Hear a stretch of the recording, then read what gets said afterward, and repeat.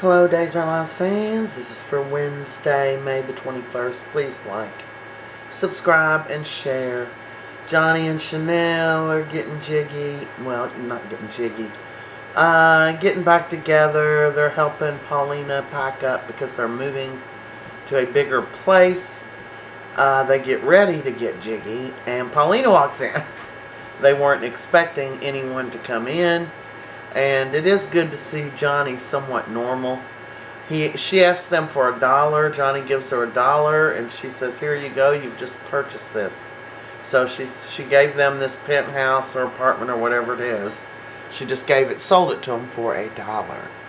Well, Kat is hosting, and she's going to be an instructor of a paint and sip. I'm sure you've seen them around. They're not rinky-dink as this one was. Usually have big canvases to paint on. But it was very interesting. They raised some money from the hospital.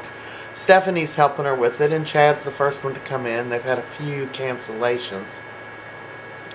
While Chad went off to talk to Maggie, his date for the evening, that $1 million date, Stephanie takes it upon herself to tell Kat, she didn't think that Chad was ready to move on from Abigail. That's why he and her broke up. So now Kat's acting a little bit distant. Now this is after everything. This is everybody, Brady, Alex, Chad, Stephanie, some other people. Paulina, she was wanting to paint a live nude. Come on, girl. She's been dropping some weight. She's looking good in the hood. Anyway, Kat's here helping Chad, saying, "Add a little white in there."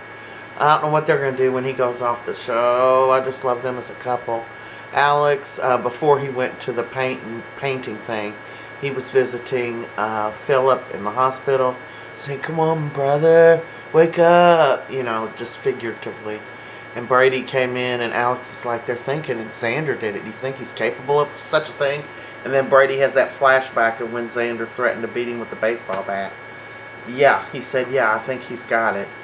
Sarah tells Maggie Philip's in the hospital. She didn't know it and what she thinks has happened. And then Xander walks in, and Maggie says, "I'm going to go to the hospital and see Philip." So that's where she heads off to. And she's busy telling him, "Philip, I know the last time I talked to you it wasn't good." I think that's when she was kicking him out. She said, "But I love you. You're so much like your father. And he would have wanted you boys to work together." So she's confronting Xander, and he doesn't admit to anything. And he's like, "You stand there on your high horse. You've been lying to me. You knew all along about Philip trying to steal my birthright." And Victor, man, he just messed this boy up so bad, didn't he? This was the saddest show ever. They did really a good acting job. And Sarah, she was just crying, telling him she loved him. She did it to protect him. And he's like, "You didn't trust me to do the right thing." And she said, "Turns out my instincts are right. I know you did this to Philip." And she told him, just to get out. And he was trying to kick her out, but she said, "This is half my mother's house too." So he said he would leave.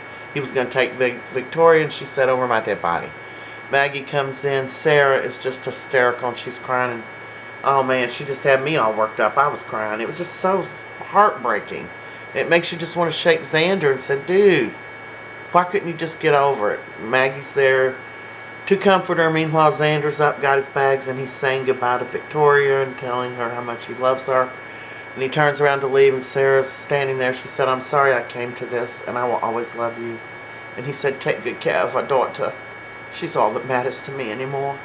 And then he walks out, and it's just so sad. I mean, here's Xander. He just wants someone to love him that won't screw him over. But yet he's got that violent nature. Thanks to Victor. Anyway, this is a wrap. Thanks for